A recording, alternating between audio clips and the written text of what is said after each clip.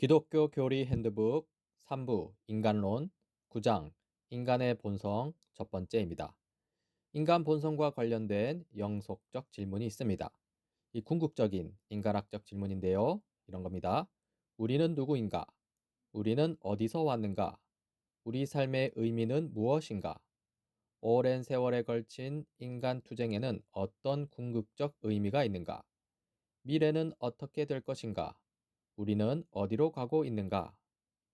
이러한 질문에 답변하기 위한 예비적 단계를 좀 살펴보자면요. 먼저 세속 인간학의 답변인데요.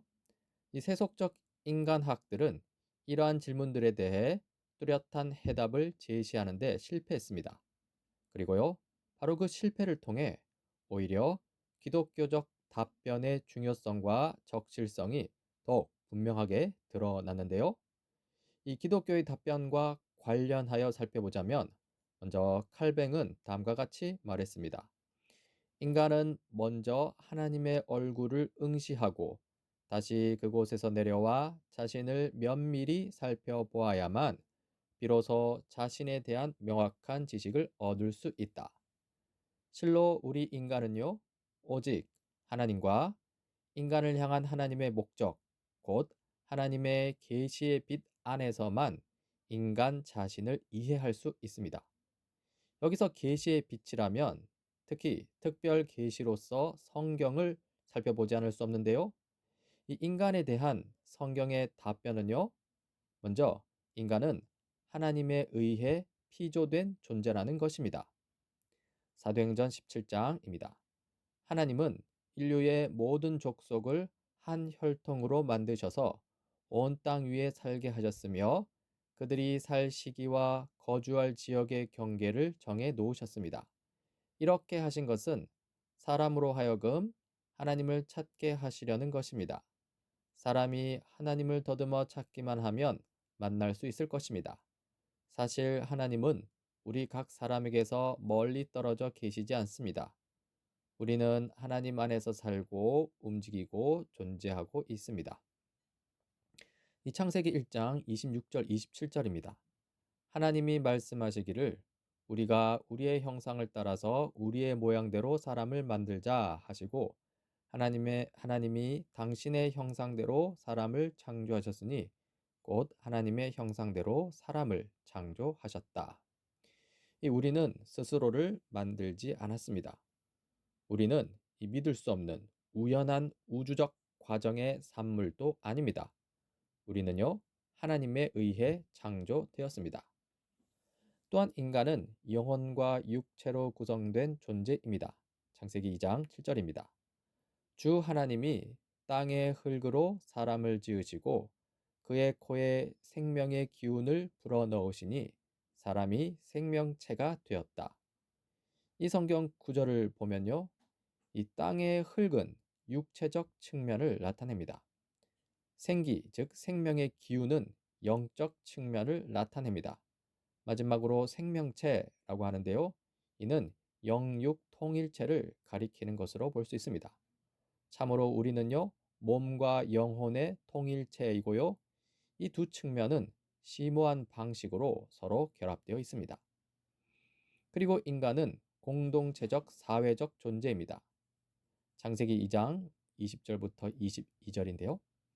그러나 그 남자를 돕는 사람, 곧 그의 짝이 없었다.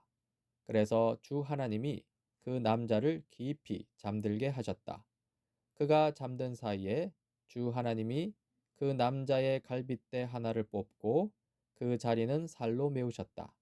주 하나님이 남자에게서 뽑아낸 갈빗대로 여자를 만드시고 여자를 남자에게로 데리고 오셨다.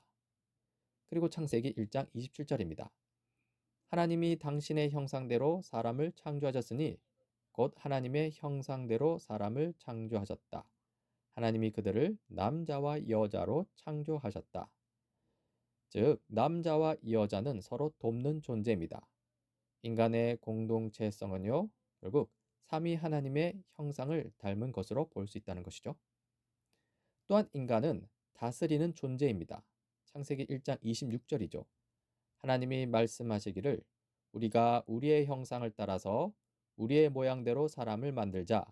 그리고 그가 바다의 고기와 공중의 새와 땅 위에 사는 온갖 들짐승과 땅 위를 기어다니는 모든 길짐승을 다스리게 하자 하셨다. 이 창조될 때부터 인간은 하나님께 특별한 위엄을 부여받았습니다.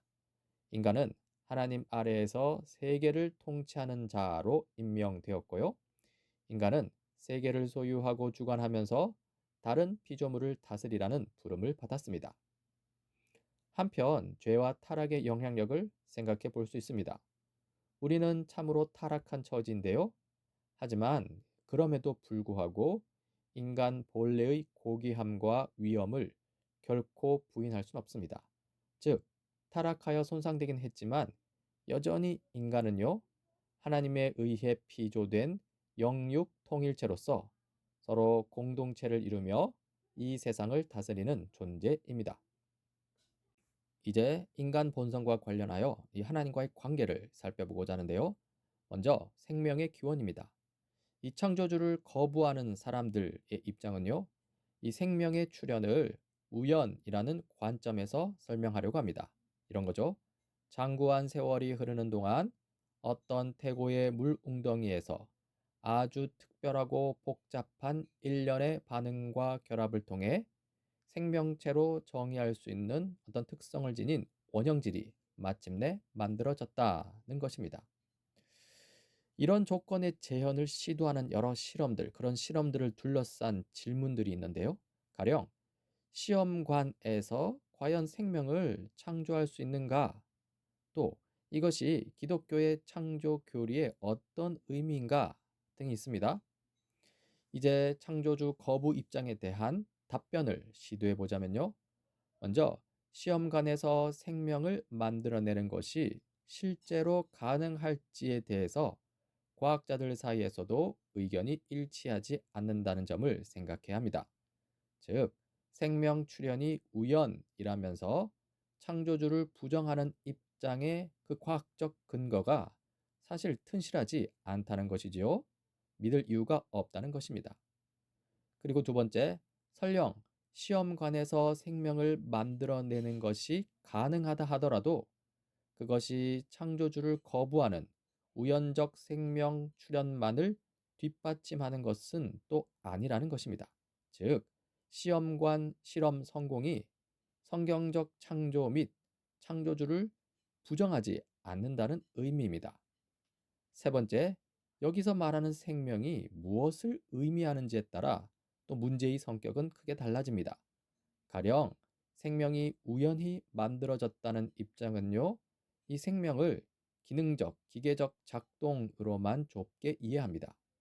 하지만 창조주에 의해 창조되었다는 입장은요, 이 생명을 목적론적 의미를 가지는 것까지 확장합니다. 그러니까 이 생명이란 무엇인지부터 살펴야겠죠? 네 번째, 우연히 지구의 생명이 만들어질 가능성은 거의 희박합니다.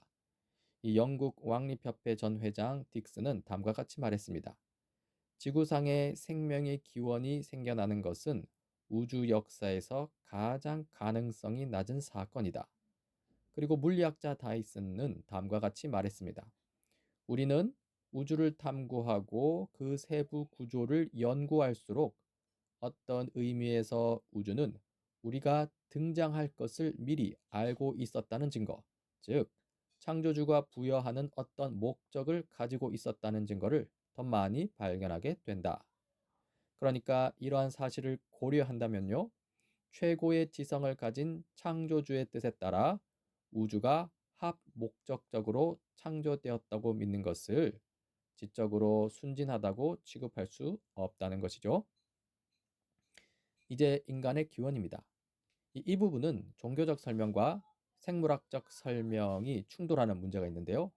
이 논쟁점은요, 이 성경 창세기와 진화론의 관계가 어떠하냐에 있습니다.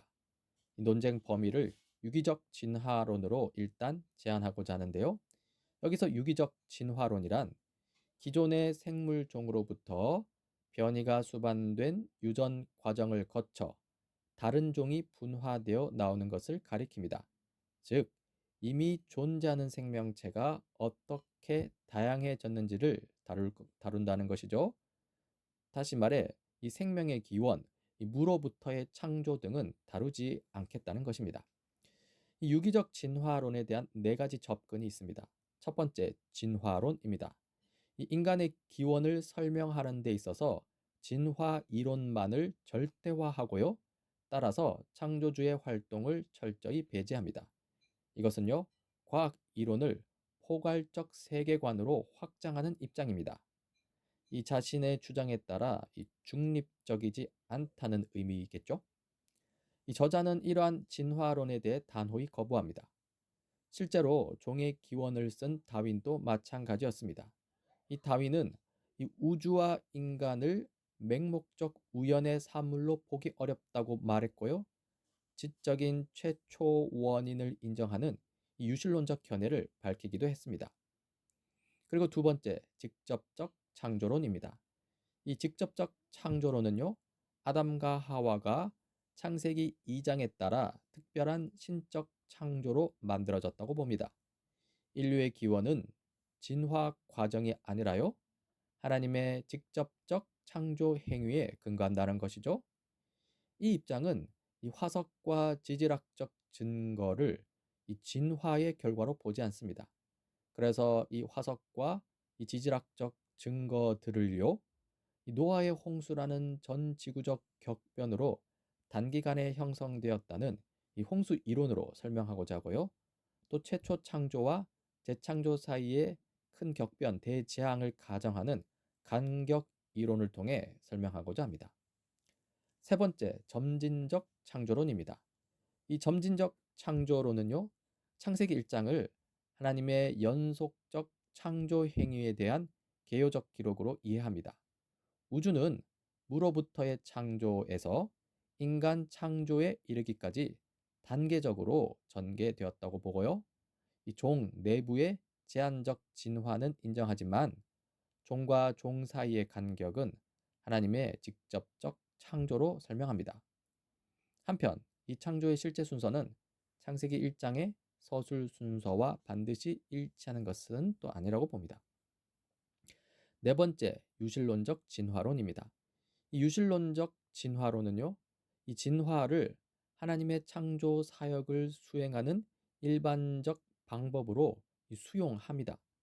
이 세계와 생명의 형성이 진화 과정을 통해 이루어졌다고 보는 것이죠. 하지만 인간의 등장은 다릅니다. 단순한 생물학적 연속선이 아니라 특별한 전환을 포함한다고 보고요. 이 전환을 통해 인간은 하나님과의 인격적 관계를 맺는 존재가 되었다고 주장합니다. 그러니까 여기서 말하는 특별한 전환은 이 하나님의 직접적 개입을 통한 창조 이런 것들을 의미하겠죠. 이제 네 가지 접근법에 대해 요약 정리해 보자면요. 이 진화론은요, 인간과 생명의 기원을 전적으로 자연적 진화 과정으로 설명하고요. 창조주의 개입이나 목적을 배제하는 세계관적 입장입니다. 중립적이지 않다는 것이죠. 그리고 직접적 창조론은요, 인간을 포함한 주요 생물종이 하나님의 특별한 창조 행위로 즉각 창조되었다고 보고요.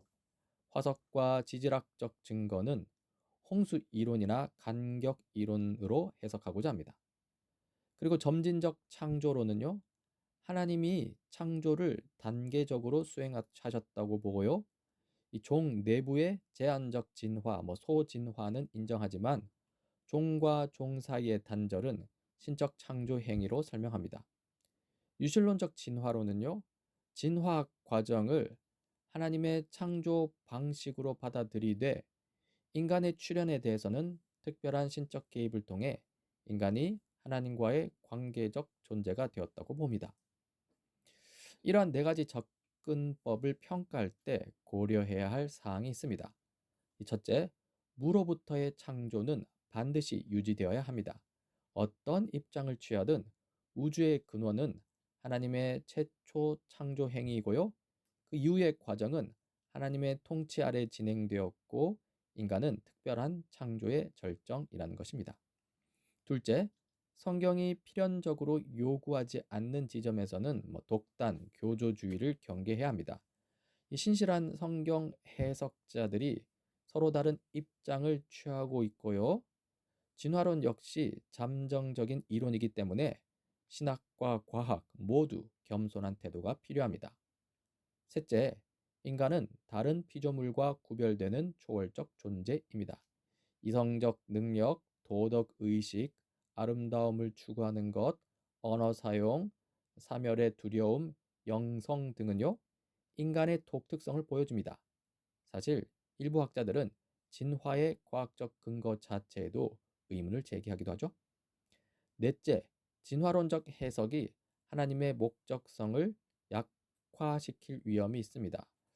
그러나 또 수정된 형태의 진화 이론에 따르면 이 목적 없는 우연이 아니라 하나님의 목적 아래 진행된 진화 과정으로 또 그 진화를 이해할 수 있기도 합니다. 다섯째, 인류의 연대 문제는 성경 계보를 어떻게 이해하느냐에 달려 있습니다. 이 창세기의 족보는 이 압축된 구조이기 때문에 이 아담의 출현 시기는 유연하게 해석될 수 있다는 것이고요. 그리고 고생물학적 증거 자체도 재검토 대상이 될 수 있습니다. 여섯째, 모든 것은 창세기 1장에서 3장의 해석에 크게 좌우됩니다.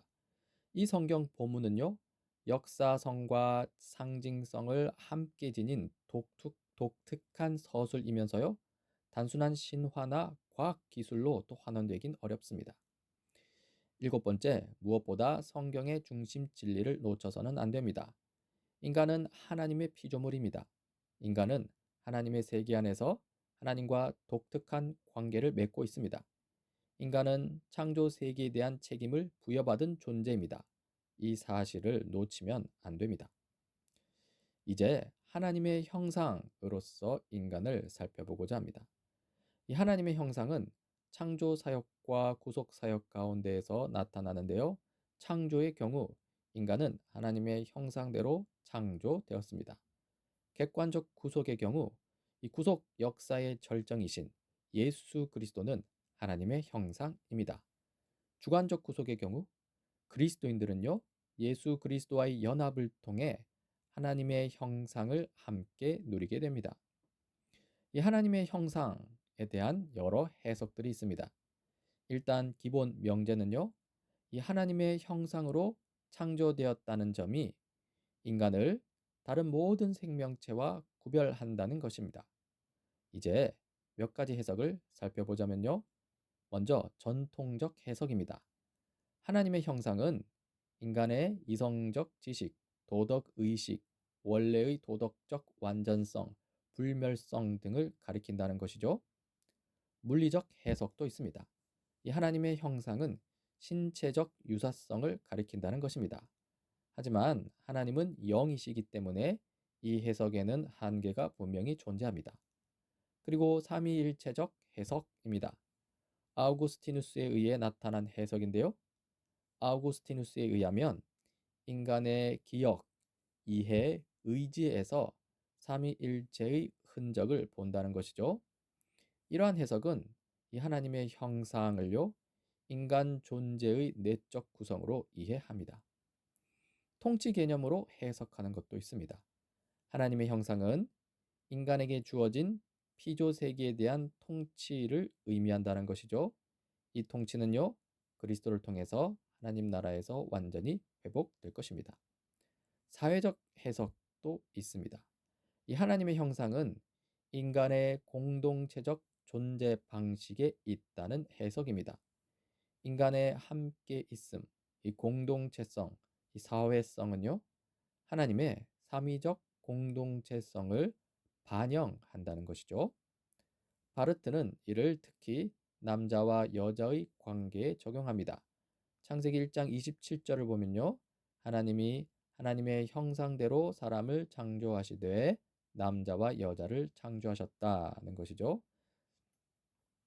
한편 타락이 하나님의 형상에 미치는 영향력도 살펴봐야 하는데요. 이레니우스는 이 형상과 모양을 구분합니다. 이 하나님의 형상, 즉 이성, 도덕성 등은 이 이 죄와 타락에도 불구하고 건재하지만요. 그러나 하나님의 모양, 즉 본래적 의로움, 원의 등은 상실되었다는 것입니다. 이러한 이해는 중세 신학에 계승되었고요. 인간 본성에 대한 낙관론 형성에 기여했습니다. 이레니우스의 이런 구분에 대해서 루터는 비판적인데요. 이 루터에 따르면 하나님의 형상과 하나님의 모양은 동일하다는 것이죠. 따라서 하나님의 형상, 모양은요, 죄와 타락으로 인해 모두 상실되었습니다. 하나님의 형상, 하나님의 모양은요, 성령의 중생을 통해서만 회복될 수 있습니다. 이 루터의 비판에 대해서 성경에 근거한 수정을 좀 살펴보자면요. 성경은 그러나 이 타락한 인간에게도 하나님의 형상이라는 표현을 사용합니다. 그러니까 하나님의 형상이 완전히 상실되었다고는 말하지 않는다는 것이죠. 관련하여 이 칼뱅은 형상의 의미를 두 가지 측면에서 바라봅니다. 넓은 의미에서 이성과 도덕성 등 인간을 짐승과 구별하고 문화적 사회적 삶을 가능케 하는 형상의 흔적이 남아 있고요. 하지만 좁은 의미에서 참 지식, 의, 거룩으로서의 하나님의 형상은 상실되었다고 봅니다. 이는 오직 그리스도 안에서만 회복된다는 것이죠. 이 개혁파 신학은 이 형상의 의미를 명확히 구분하면서 일반 은총을 가져오는데요. 먼저 넓은 의미의 하나님의 형상은요. 앞서 칼빈에게서 보았듯이 짐승과 구별되는 인간 이성 및 도덕성 등을 의미합니다. 그리고 좁은 의미의 하나님의 형상은요. 참된 지식, 의, 거룩을 가리킵니다. 이 죄와 타락으로 인해 좁은 의미의 하나님의 형상, 그러니까 참된 지식, 의, 거룩은 상실되었습니다. 그러나 일반 은총에 의해 넓은 의미의 하나님 형상, 그러니까 인간의 이성, 도덕성 등은 비록 손상되긴 했지만 여전히 유지되고 있습니다. 즉, 하나님께서는요, 일반 은총을 통해 타락으로 인한 최악의 결과를 억제하시고요, 사회 질서와 인간 공동생활이 가능하도록 하십니다. 그리고 특별 은총을 통해서, 즉 그리스도의 구속 사역을 통해서 넓은 의미 및 좁은 의미의 하나님 형상을 둘 다 회복시키시고요. 그리스도 재림 시 하나님의 형상은 완전히 회복될 것입니다.